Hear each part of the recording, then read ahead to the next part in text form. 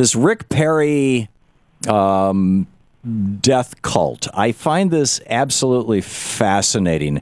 Rick Perry was applauded for being the governor who executed the most people. But there's a troubling piece to that, isn't there? Well, 234 people. Yeah. Not the most, but a lot. Yeah. And counting. Many more are on death row. 4 more this week, or next 2 weeks. The troubling aspect is that a number of those could well have been innocent. And in fact, one almost certainly was innocent. A fellow who had evidence, or his lawyers had evidence that the prosecutor's evidence had been withheld that would have exonerated him. And Perry had the opportunity, was it last year, I think, to be able to spare this guy for a while so that evidence could be checked out. Instead, he okayed the execution to go forward. Yeah, this is, I find this really quite extraordinary.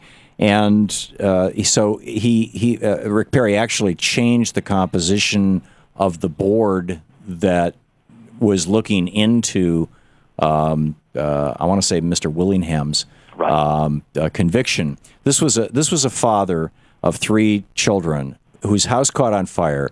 He got out of the house.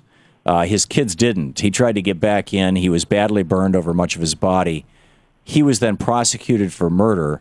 And after he was executed by Rick Perry, substantial evidence came out that he had been, what he had been claiming right up until the moment he died, that it was a horrible accident and he was a grieving father, was absolutely true. That there was no, they prosecuted him for arson, saying that he killed his kids intentionally by setting his house on fire.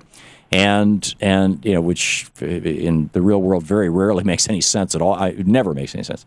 And the board that was looking into this seemed like they were going to come to this conclusion that Rick Perry had killed an innocent man. And so he put one of his cronies on that board, and all of a sudden the board is no longer discussing, they're not releasing their claims, their findings.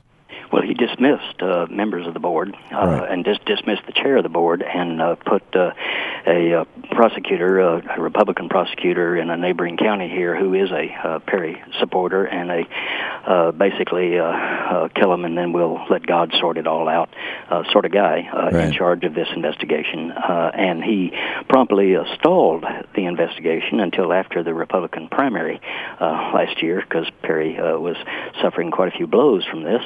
And then he came up for confirmation by the Senate in the legislative session this spring and could not get it. That is a Republican-dominated legislature, by the way. So Perry got rebuked by his fellow Republicans in the state Senate. But meanwhile, Mr. Willingham is deceased. Yeah. And this guy, I just want to say, Tom, that this guy really puts the Guber in Gubernatorial. Rick Perry does, and he's done this kind of thing again and again, and this is particularly atrocious, of course, because real lives are at stake and justice is at stake. Yeah. But yet there he was in a debate saying, no, he has no trouble with having executed all those people. He is absolutely certain in his mind that which is has a lot of empty space in it, but nonetheless that he has done the noble thing in executing 234 people. So this man who claims to be a man of religion and morality seems to have no conscience at all about doing some rather ugly things. Right. Also, I understand the Texas law. We're talking with Jim Hightower, an actual Texan, and former elected official in Texas. In fact, the Texas Ag Commissioner.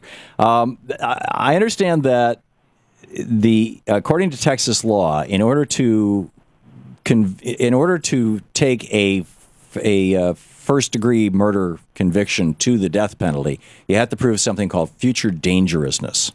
And the guy that Perry is going to execute today, the future dangerousness provision was the result of expert testimony from the state's witness, Dr. Walter Quinanjo, who said that this man should get the death penalty, and I'm quoting the expert now, because he's African American and the race factor being black increases his future dangerousness. Is this characteristic of Texas? Not of Texans. It's characteristics of some Texans and a part of Texas that Perry embraces. And this has been the problem with the people on death row. Because Perry says, well, they've all been, we have a process that we go through here, and it's exhaustive, and people get to appeal, and then they turn to me and say, it's okay, this person is guilty. But what he doesn't say is that so many of these people on death row have been African American, have been Latino, and have been essentially unrepresented by their own lawyers, because these are poor folks mostly. They do not have access to top-notch lawyers, and so they're appointed public counsel, and many of these counsel people who get appointed, some of them have actually fallen asleep during a trial. Right. Others have not prepared their cases, and et cetera, so they've not had fair representation from the get-go. Yeah, it's amazing. We have about 3 minutes left. I've got 2 10-second Rick Perry clips I'd like to play back-to-back and just turn it over to you, Jim Hightower. Okay. Here's clip number 3, Chris. Actually create jobs, sir. Actually, what a government can do can create an environment where those jobs can be created. Government doesn't create any jobs. They can actually run jobs away. Okay, and now clip number 2. He has failed to create jobs by relying on bigger government. I've helped create 1 million jobs during my tenure as the governor of the state of Texas. So politicians don't create jobs, but Rick Perry created 1 million. What am I missing here, Jim Hightower? Well, for Perry, irony is a country somewhere between Iran and Iraq. He doesn't quite link, his mind does not link one statement to another. Of course, government does indeed create jobs. In fact, the 1 million jobs that he talks about having created here in Texas in the last decade, the majority of those jobs came from government. There were increases in public service jobs, and a good number of them, by the way, came as a result of Obama's stimulus program. We were the third largest recipient here in Texas of stimulus funds of any state in the country. So government does indeed create jobs. You might ask a teacher about that, or a firefighter, a police officer.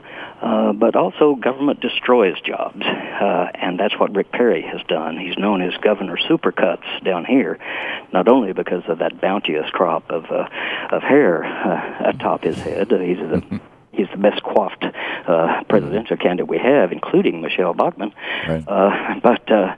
But he is known for that because of the massive cuts that he has made in our budget, all because he created a $27 billion deficit in our state, and then has tried to meet that deficit by cutting jobs. Amazing, amazing. Jim Hightower, JimHightower.com for his commentaries and just a lot of great information. You can subscribe to the Hightower News, Twitter @Hightower News.